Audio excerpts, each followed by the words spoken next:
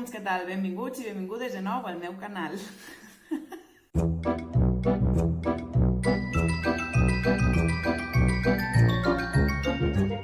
Avui vos vinc amb una ressenya d'este magnífic llibre que jo el considero com la nova enciclopèdia per a xiquets i xiquetes. Vos explico per què.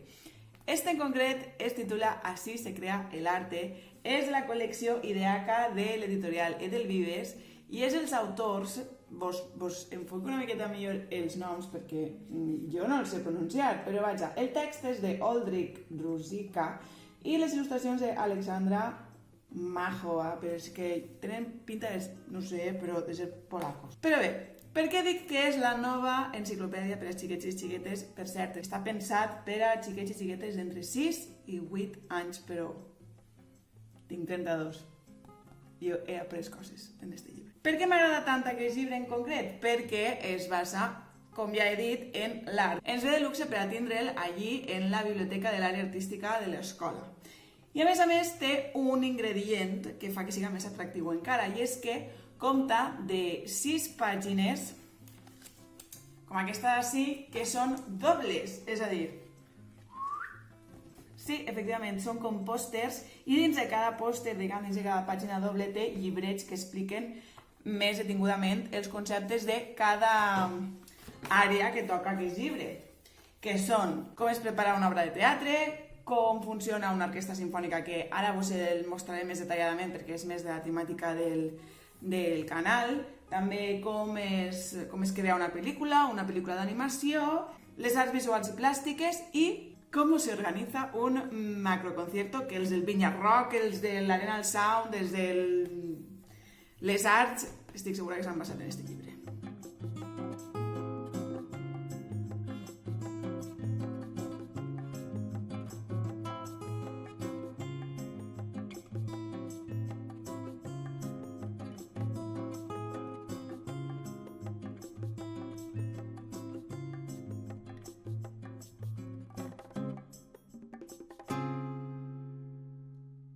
Bé, més concretament anant a la secció de l'Orquestra Simfònica, explica l'evolució de la música. Fa un xicotet, un breu passeig per la història de la música, explicant molt resumidament algunes de les èpoques, com poden ser l'edat antiga i el barroc, etc. Però, ara vos mostraré amb més detall amb el vídeo, fa un passeig molt interessant per lo que és una orquestra simfònica en si.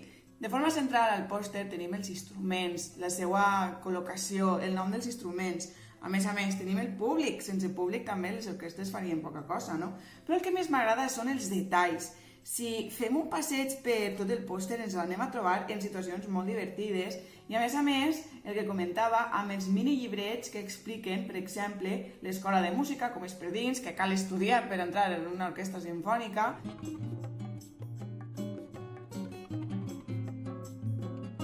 Després la filharmònica en què consisteix i el meu favorit, que són la tenda dels instruments musicals, on estan dividits per famílies.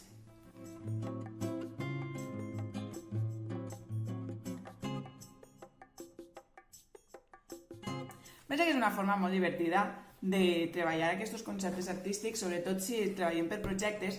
Ja no tenim aquella enciclopèdia avorrida, sinó que podem utilitzar aquests llibres per atraure informació. I a més, pensa que són molt atractius. És que jo me l'he comprat, ja vos dic, és meu. Però òbviament l'utilitzaré amb els meus alumnes. Però és meu. Una altra cosa que m'agrada de com es crea un megaconcert és que també vos parla de la música actual. Jazz, del swing, i també fa alguna referència a artistes del pop o grups com poden ser els Beatles.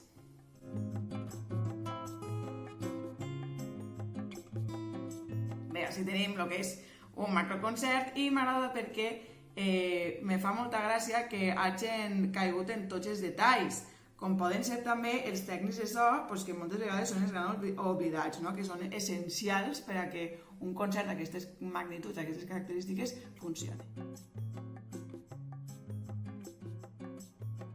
I sense enrotllar-me més, et recomano al 100% aquest llibre perquè pense que és atractiu, divertit, dona la informació necessària, sobretot per a l'edat que va dirigida. i al cap i a la fi és, jo crec que motiva, no? Perquè tu obris el full, veus tots els detalls que hi ha, perquè és que, de veritat, el nivell de detall que té és espectacular. Aquesta col·lecció també té un altre que és com funcionen les coses o com se creen les coses, que té dos packs també de la mateixa col·lecció, Ideaca de Delvides. A mi em va costar, crec que sobre uns 20 euros més o menys, i el recomane al 100%. Per a regals, per a l'aula, per a tindre-la en casa, per al que siga. Espero que vos hagi agradat i espero veure-vos pròximament amb més ressenyes, que tinc un munt de llibres dels que parlar-vos, però és que, ja sabeu, este curs és... Així que ens veiem la pròxima. Adeu, patapum!